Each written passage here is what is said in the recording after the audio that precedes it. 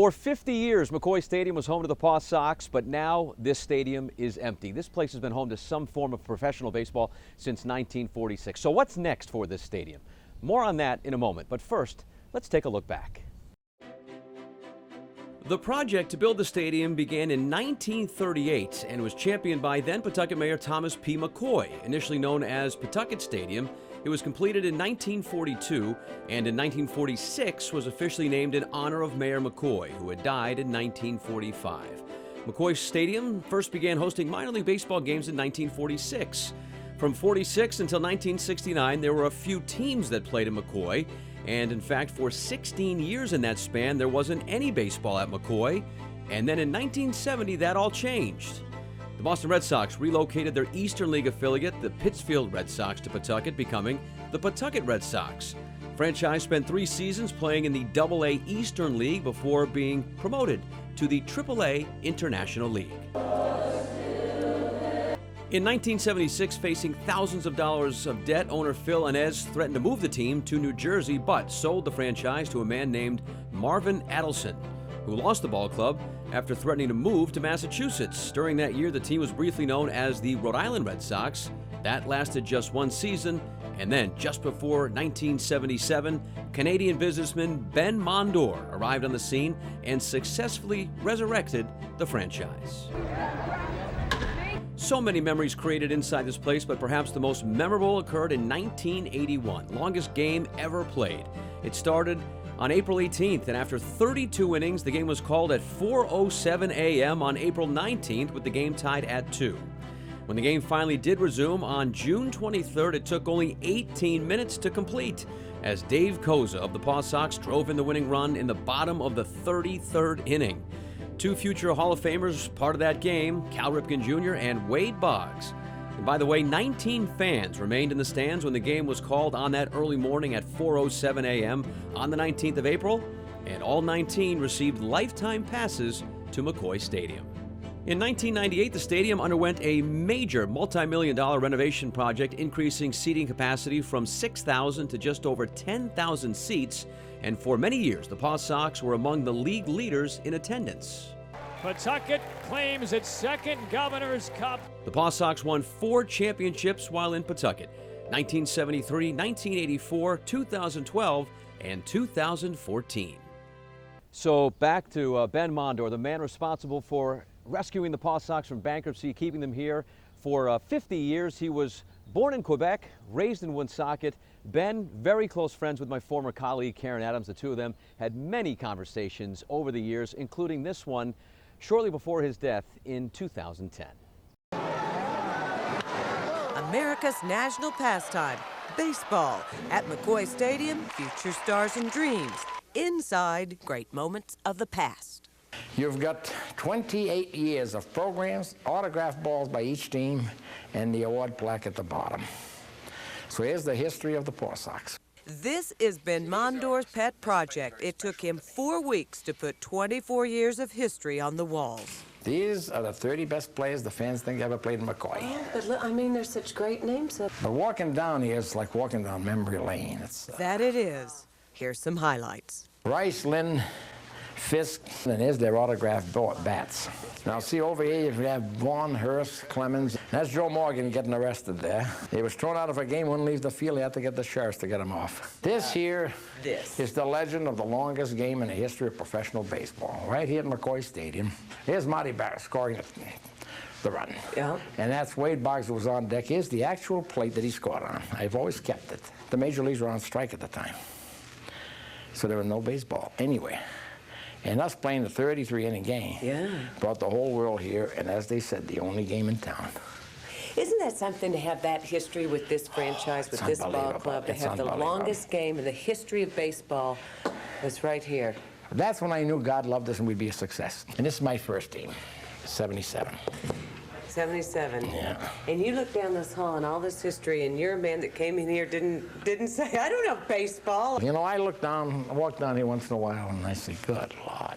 Once we get this season under our belt, then I'm at peace with the world. Karen Adams, 12 News. So there are so many unique features about McCoy Stadium, including these murals that are all over the concourses here at McCoy Stadium. Recently, I had a chance to catch up with the person who painted all of them. Each one tells a story. And Tayo Heuser was a big part of the Paw Sox story at McCoy Stadium. I was here from the very beginning, maybe 3 years after he took over the Paw Sox, and I watched the transformation, and he turned it into a jewel. The he Tayo is referring to is former Paw Sox owner Ben Mondor, who bought the team and saved it from bankruptcy back in 1977. When I first started, I didn't really know much about baseball at all. I was a student at RISD and came for an interview, and Ben was so incredible that he wanted to do something hand-painted. So I first painted them on the walls. And they were all so young. But when I started, they were older than I was. And that changed after a little while. After the stadium underwent some renovations in 1998, the original wall paintings were replaced by some framed photos and other paintings from Tayo. This is also one of my favorites. I love it. I love his expression looking up, catching the balls, and I think this is really nicely done. The shape of it, the colors. This was Heuser's first trip to McCoy Stadium since the Paw Sox left for Worcester. All these wonderful players that started here. And so I think for the fan base, it was extraordinary for them to come and say, well, who's going to make it? Who's going to make it? So all of that is gone, you know, and I just, walking around here is surreal, it's eerie, and it is very emotional. I'm very, very sad about it because it was such a part of my life. And it was like somebody took something out of me when they did this. When Mondor died in 2011, Tayo was honored when asked to do something to honor him. We grew to be really good friends over the years. So much so that when Ben passed away, they asked me to do a life-size sculpture in bronze for him, which was an opportunity for me. I'd never done anything like that before. So the whole place was, for me, was opportunity. For the baseball players was opportunity. For people in the office, it was an opportunity to create a whole feeling. It's, I don't know, it's just terrible. What can I say? It's just an emptiness that I feel, like this deep emptiness. Not only for myself, but for all the fan base and the people that used to come here. When I can hear everybody. You know, I hear everybody. It's like all these ghosts are still roaring. So the question now is, what's next for this baseball stadium, this massive piece of land? Mayor Don Grebian, well, he's keeping the door open for baseball to return here someday, but the mayor also has to keep every option open for this city and make the most fiscally responsible decision moving forward.